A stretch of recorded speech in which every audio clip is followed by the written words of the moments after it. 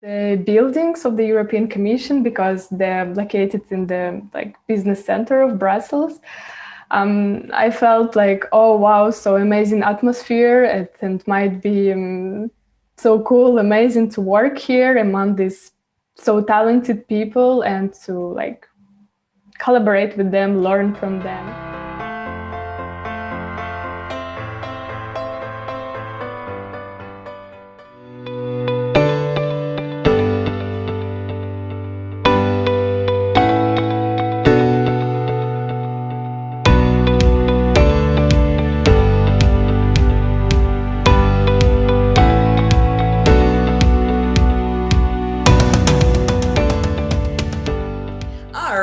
So, Yuliya, just for the recording, now that we're on, I just want to do little introductions again. I'll start off with myself. I am Anna Alhoud. Thank you guys for joining in today. I am an Erasmus Mundus alumni myself. I went to Euroculture, the Euroculture Master's Program from 2018 to 2020. I'm originally from the United States, and I currently work in community development and international communications. Today, I'm joined with Yuliya Vanzhulova from Kazakhstan, and who is currently in London at the moment. Yuliya, today we're going to talk about her awesome experience interning at the European Commission as a non-EU student resident human being. And we're going to get the ball rolling. So Yuliya, thank you for coming on with me today. Thank you for inviting. Wonderful. I hope you guys have a little bit more sunshine today in London. I hope the spring is coming. Yeah, slowly. Slowly. All right, I hear that. So, Yuliya, just to get off from the beginning, can you tell me a little bit about yourself, where you come from, maybe a little of your background before we get into your program? Yeah, sure. So I was born, hello everyone. Well, I was born in the really small town in Kazakhstan, and I graduated or finished school there, and then I moved to Almaty, which is almost the biggest city in Kazakhstan, to do my bachelor's degree there. Well, and I did my bachelor in finance and also first master's degree also in finance and economics in Kazakhstan. So it was Kazakh British Technical University at that time. And after that, before applying to the program, Erasmus program, I also worked for an international bank in Kazakhstan. I worked there for 5 years. So get some experience, and I think I already had a vision what I would like to do in my life when I was working. So it's the short summary, I think, about myself. No, that's excellent. I feel especially it's very common for people to not have a direction before they start their masters, So what can you tell me about that? What that vision was for you when you were working at the bank?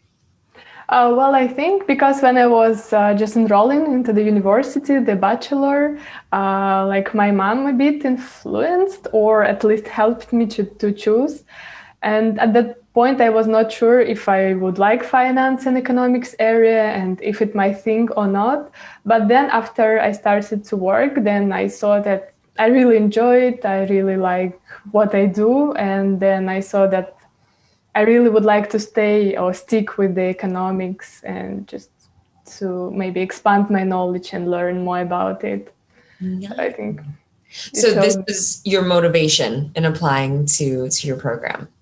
Yes, later it became my motivation because while working, I still felt that I would like to learn more. I would like to get some international experience, and I was feeling that I could gain more or learn more if I go abroad and if I just learn from other people. Not only who is working in my country, especially in the economics. So this was the reason I have applied for the Erasmus program, which is Economics of Globalization and European Integration. So it's a wider scope because the program included already the European economics and was already some globalization concepts, I would say. So.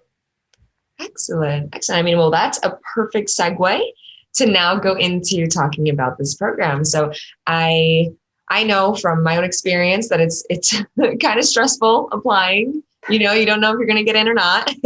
So I know I'm a couple of years late, but congrats on getting in. I know that you attended this program, Economics of Globalization and European Integration, from 2017 to 2018. And during that time, you studied in France, in Belgium, and in the Czech Republic, which is awesome. Can you kind of give me a breakdown of how the program worked, how it was studying in these different countries?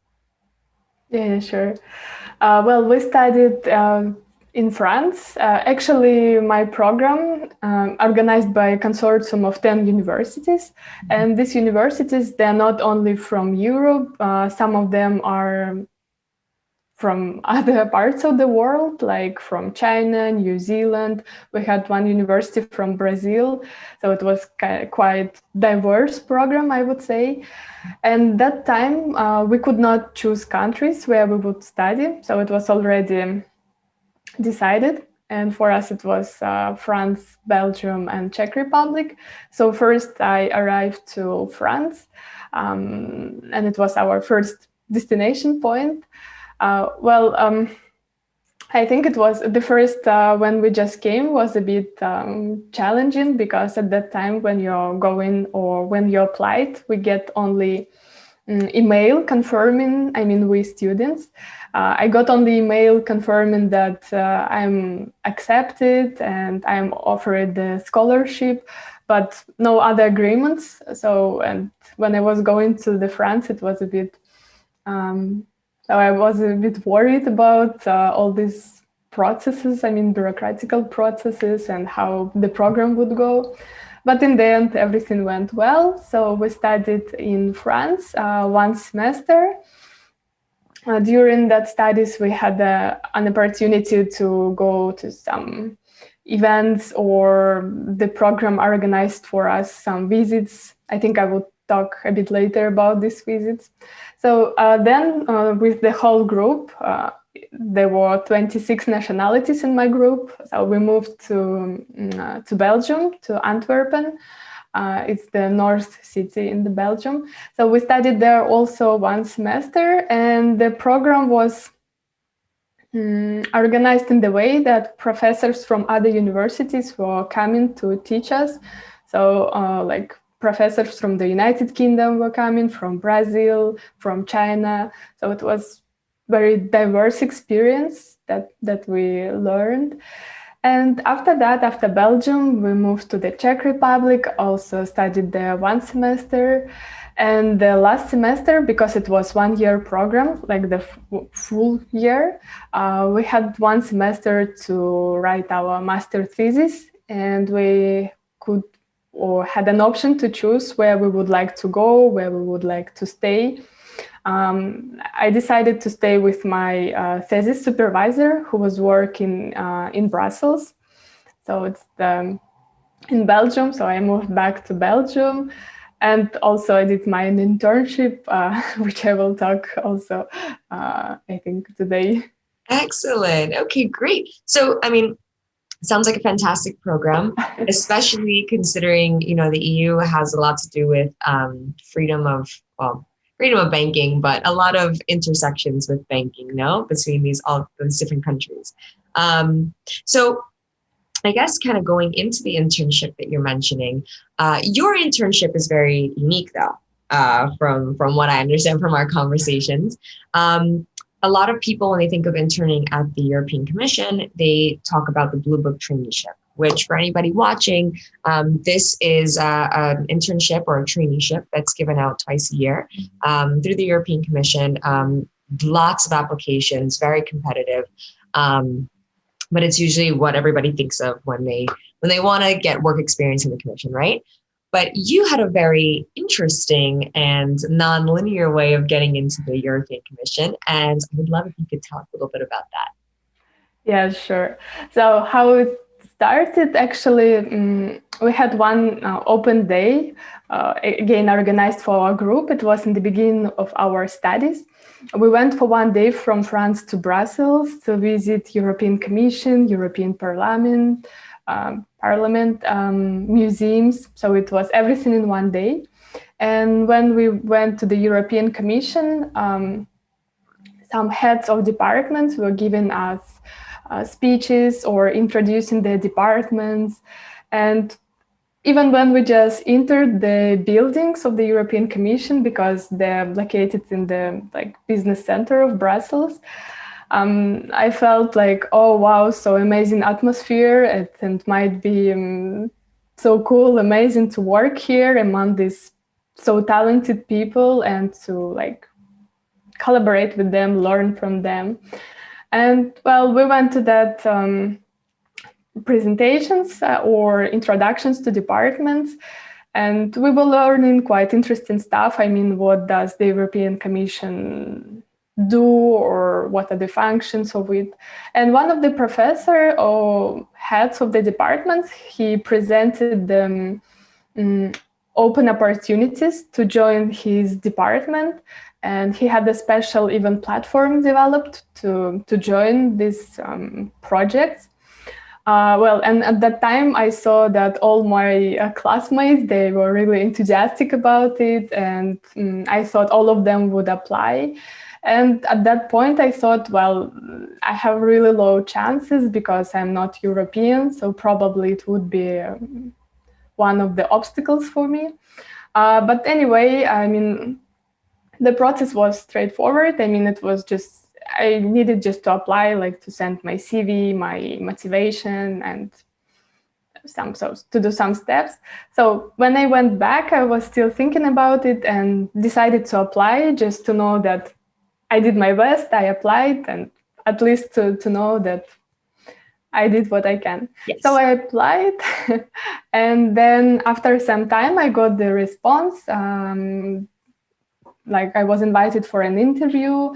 After an interview, I was asked to write some not scientific, but research paper, very short, just to see my maybe research skills.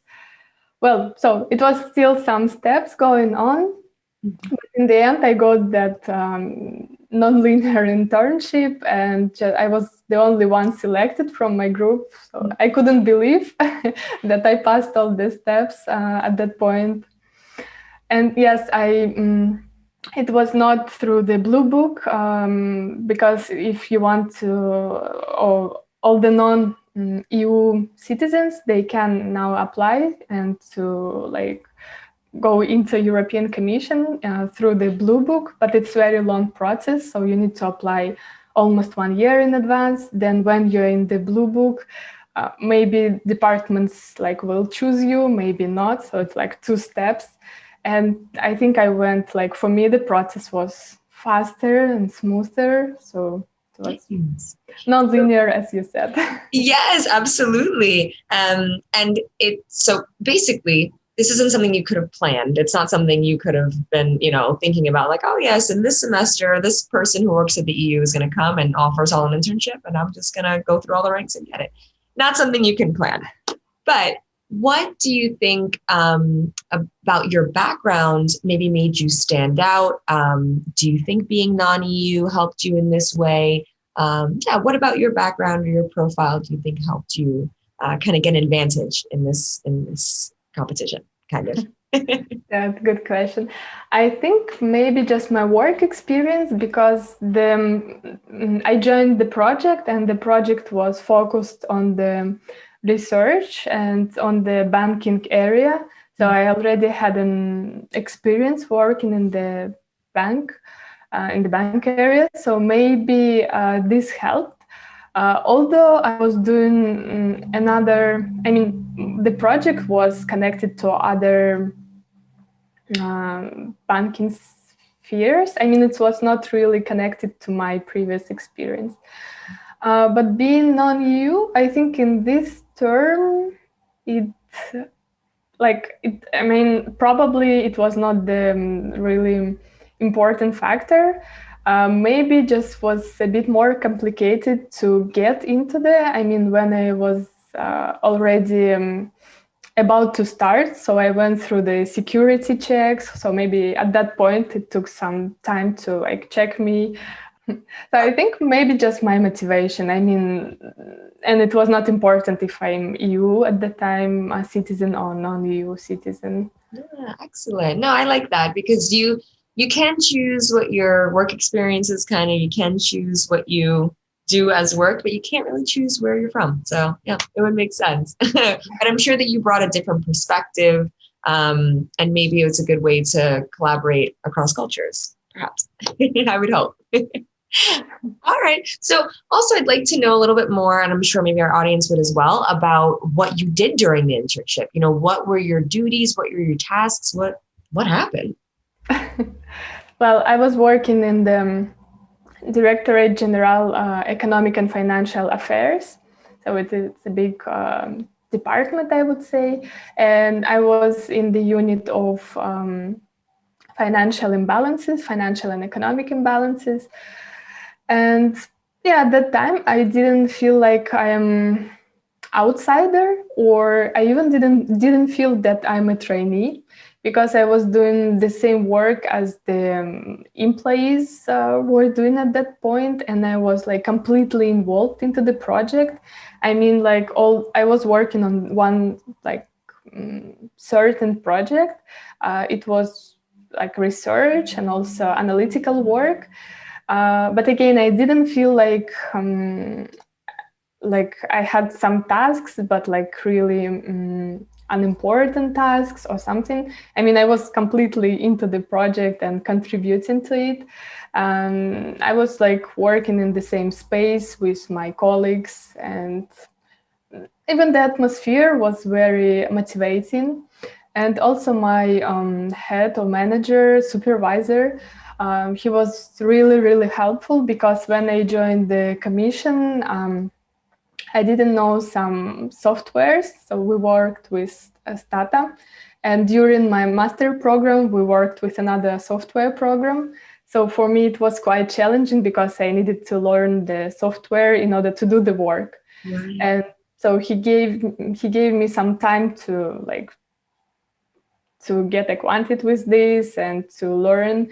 And even I think he was overwhelmed with the projects and everything. He would still come after like 6, after the like working hours over. He would still come, just sit with me and like ask, what questions do you have? How can I help you? Like he was like literally just sitting next to me and showing me some stuff that I could not find, or I was struggling to find. So he was really, really helpful, and all colleagues, they were this way. I mean, they were extremely helpful, open, sharing. So it was like I learned a lot in this short period of time. That's excellent. That's excellent. Oh, it gives Brussels more of a heart to hear, you know, that there was so much support in your experience there. I really, really like that. And so you mentioned that you had worked with another software during your program, but that was different from what you had to use for your internship. So I know that's one place where maybe the skills didn't match up, but what skills would you say you learned in your master's program that did match up, that did help you do this internship better? I think in general, the background, because my program was about the European integration, like about the all integration processes among all the European countries. And the project was also focused on the financial integration of the European Union, like how easy are financial flows between countries. And we were analyzing the Europe and then the rest of the world in the end. So I think maybe that's why, I mean, my program was focused on it, plus my international experience about other countries also helped in this way. Sure. Yeah, that makes sense. That definitely makes sense. So, on a theoretical and practical way, that linked up those skills of being able to know about European integration and more technical banking terms. Do you think the program also helped you deal with people across different backgrounds, different cultures, and how so during your internship? Yeah, definitely, definitely. I think because I was until 26, when I was still 26 years old, I was abroad, but I was like for 3 months max. And then when I went for my studies, I still had a lot of stereotypes in my head about people, cultures. I mean, I was still tolerant, I would say, but still, we all have some biasness to like our culture. Or and I think studying the program, I learned a lot about people. I learned a lot about myself even. And I was at that time, I was already open to people, to I don't know, to network. And when I went to the commission, I think it's really, really helped because there it's also very easy. You just go for the like coffee break and you just start talking to people from other departments. There were other employees who were doing the internships like from the Blue Book. So at that time, I also met so many talented and amazing people in the European Commission. So it's like was I don't know. I mean, my program was amazing. Plus the internship, I met so many people during all these studies and experiences. Excellent, excellent. And so that's interesting. I feel that a lot of the people watching right now, they're either prospective students where they would like to join Erasmus Mundus program, or they're current students and they're in it right now. But what links them is that at some point, depending on the program, but most programs require an internship component. So I'm sure that there are plenty of people out there who have to, organize or get accepted into an internship that their program will recognize. But it must be, I think it is at least, hard to pick that location. What will that internship look like if you're not in it yet? So you've mentioned that you met a lot of people where your internship was physically, which was Brussels.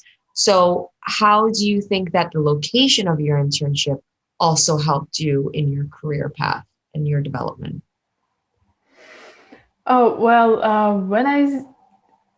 because there are, I mean, even in the commission, there are so many people. I mean, of course, most of them, they're from Europe, like European countries, because I was kind of an exception there. And a lot of people were very surprised to know that I'm from Kazakhstan.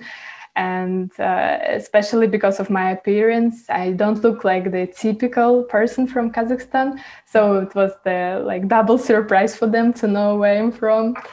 And back to the question, I think then when you start networking, start getting to know people, you learn more about other opportunities, about other projects. They share just, oh, I'm like applying for that project, or that project is going on. And then like just word of mouth, basically you learn about new opportunities and you also check and then apply. So this way I went to a number of conferences, just knew about them from friends, which I met working in the commission.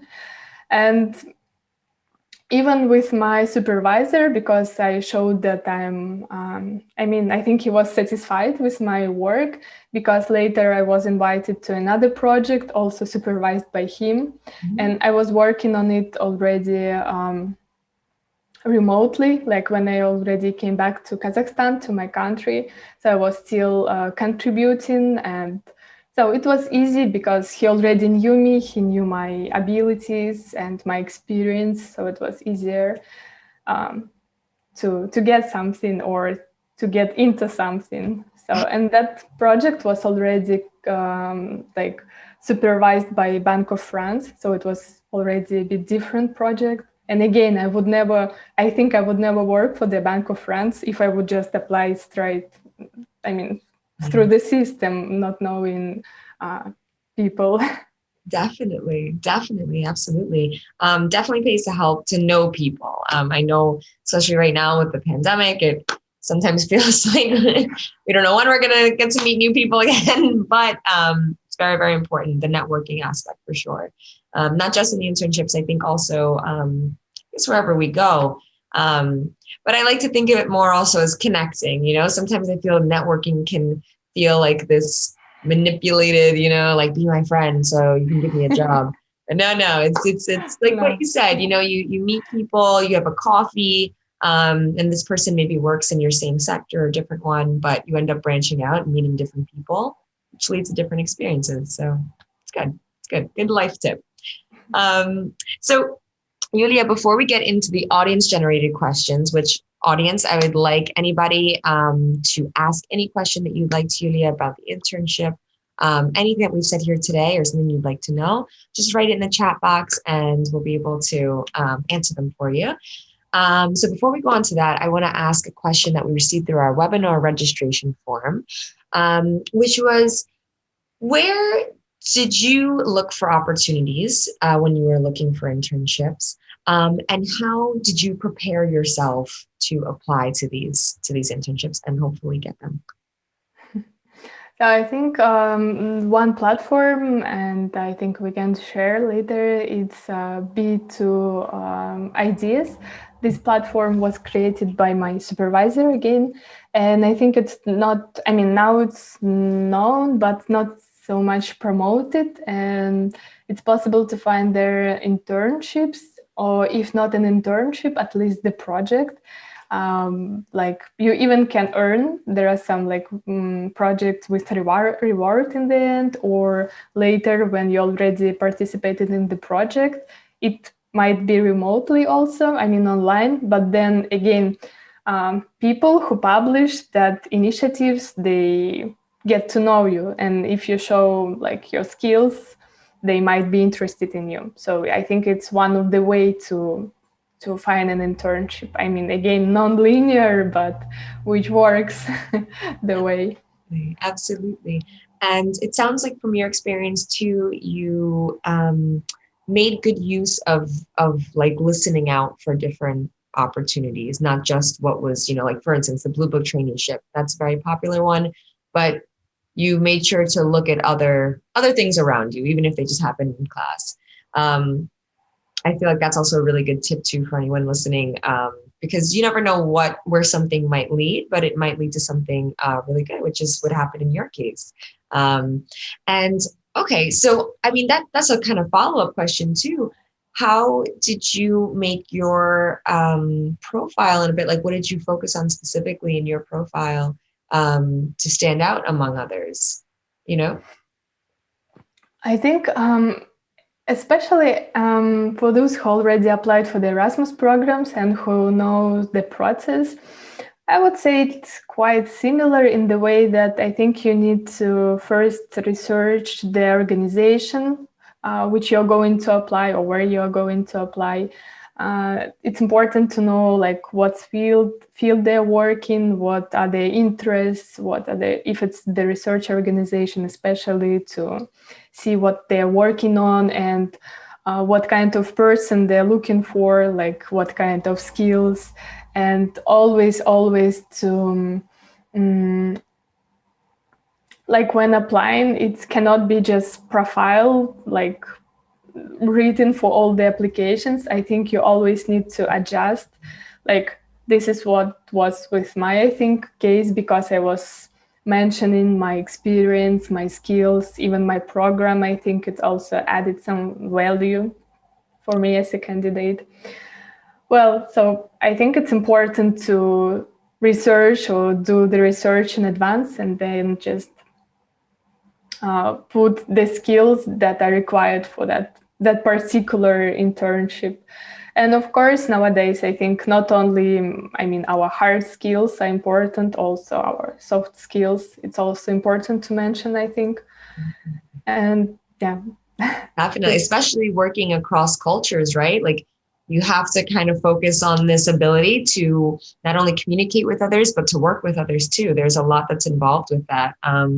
Language barriers, cultural barriers. Sometimes people's personalities aren't as we'd like them to be. So yeah, that's a big thing moving forward, especially with remote working. So that's a good tip for everybody out there too. Focus on not just what you know up here, but what you know here kind of too, while interacting with people. So we have two questions here, and they both have to do with the type of internship. So the first one is asking about long and short traineeships of the European Economic and Social Committee, and is it the same internship that you did? And just for the second question that asks about the Blue Book traineeship, just want to clarify that Yuliya did not do a Blue Book traineeship. This was a kind of more of a private or less publicized. Yes, exactly. Less known avenue to get an internship. So was this internship that you did it wasn't part of the European Economic and Social Committee, was it? Yeah, it wasn't. So I think, I was not applying through the Blue Book, so it was different. As I said, I was applying directly to the initiative that was presented to us. But it was not only presented to our group, it was presented to other people, because my supervisor from the European Commission, he was also teaching at the universities, so he was promoting this initiative. But it's not through Blue Book because it takes time, and it's, I would say, highly competitive to get to the Blue Book. Yes, it is. And that's why I think that I think might appeal to a lot of people, because already if something's very competitive, a lot of times trying to find, okay, well, maybe there's something that fits me that's not so stressful. So we have another question here from Clara, and she's asking, did you do your internship as part of your studies or after your study? And she would also like to know about the visa application process, about when you did your internship in Brussels. Well, good. It's a very good point or question. Well, actually, I was doing it during my studies when I was writing my dissertation or final thesis. So it was quite a stressful period for me, because I was doing my internship, which was full day, was taking like from 9 until 6, sometimes even longer. Plus, I was writing my dissertation. So, well, it was like during that 4 months, which I had to write my topic, my final work.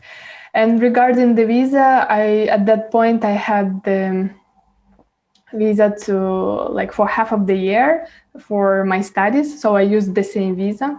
And actually, I think it was one of the also advantages, because the European Commission didn't need to worry about it. So I was already into the EU, and they don't need to worry about just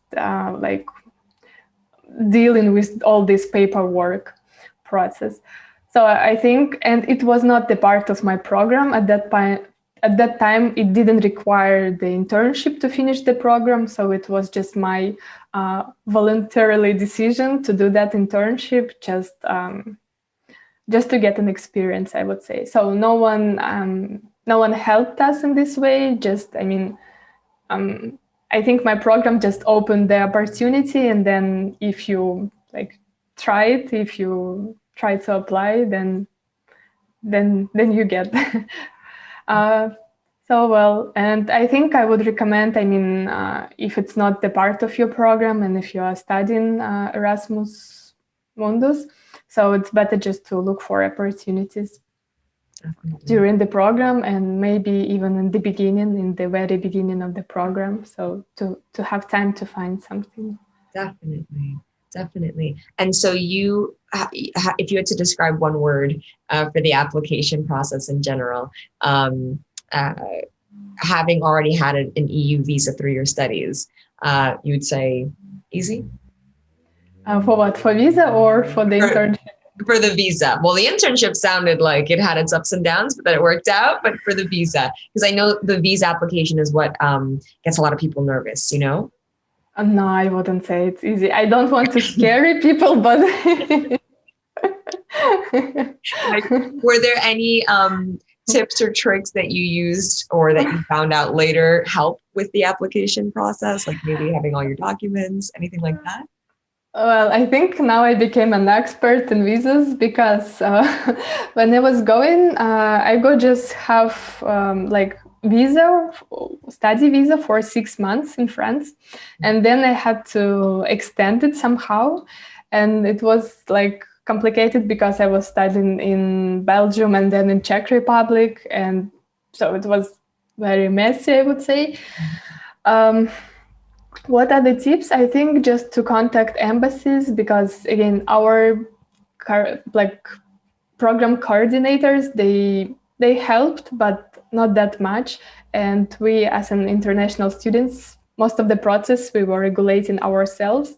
So I would recommend just to try to study information on the like embassies websites or even try to contact them and they might help. It might be stressful, but in the end, everything, it's possible to arrange everything, I mean, regarding the visa. Definitely, definitely. Okay, so we have a couple minutes left here. And if anyone else has another question, please feel free. Okay, we do have another question here, Christina. Christina asks, after this internship, what were your career perspectives? And which professional doors do you think this internship opened for your future? Okay, perfect. Good question. I think I will start from the second one.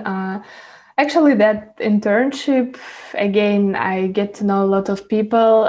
My supervisor, I'm still in touch with him. And if there are some projects which I might be involved, he always sharing with me. And yeah, that's in this way, it's really amazing. Regarding my career, after the internship and graduation, I went back to Kazakhstan and I used to provide lectures at the university. And just 6 months, not long time ago, I moved to the London. So now at this point, I'm looking for job. So maybe I'm the same in the same situation as some participants. And yeah, I'm looking forward. I think based on my experience, even with the European Commission, I think I will. I'm looking forward to joining some interesting projects related to my field. Definitely, definitely. And I guess I'm going to just ask one last follow-up question. It is something we've talked about before. I know that you mentioned that you have aspirations of contributing back to your own country, using the program, using the work experience and everything like this. So I'm just wondering basically what your vision is for contributing back to your country. And, hopefully this can inspire other people, other non-EU applicants to, frame their work experience and their programs as something that they can take back with them to better certain parts of their own hometowns and home countries. So what's your vision for how your work experience plays into what you want to do for your country? Well, I think when I came back, I came like definitely different person with other views. And I saw some areas that I can contribute. This is the education field in my country, which is really needs improvement or like some help. And even if I moved now to another country, it doesn't mean that I will not volunteer or contribute to my country, to my society. And I still feel like I'm part of that society or my country. So, and I'm already working on some projects that help to improve the education field in Kazakhstan, because we have a lot of remote villages where kids have problems to access even the English lessons because there are no teachers to teach them. So, and there are other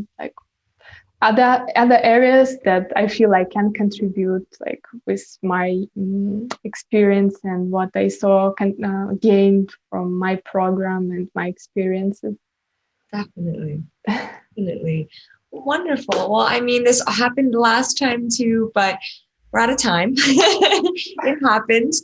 But I have to say that I really appreciate your story. I think it's very important that we also talk about non-EU experiences and perspectives. And Yuliya, you really are a global citizen. You have really painted a very nice picture of what we can do in these programs and what we can do afterwards. And I know you're on the hunt for work, but I'm sure it'll be coming soon because you are a light, and there's a lot of things that you've definitely brought with you in your studies and your travels. So thank you so much for sitting down with me. I want to thank everybody for participating. Thank you for the questions. If you'd like to reach out to Yuliya about any of her experiences, we will be having our contact information along with material from this recording, from this meeting. Yuliya, is there anything you'd like to say to the audience? I just would like to say that I see there are still some questions. Feel free to contact me in the LinkedIn. I would be happy to share with you or talk to you. So feel free to contact me. And yes, thank you for inviting, and best of good luck to everyone in the search and the career path and in their studies. Absolutely. Absolutely. Well, thank you so much, Yuliya. I'm going to let you get back to your beautiful British day and also our audience. So thank you, everybody. We're going to be recording now, and I hope you all have a wonderful, wonderful Sunday. Okay, goodbye. Bye. Have a good one, everybody.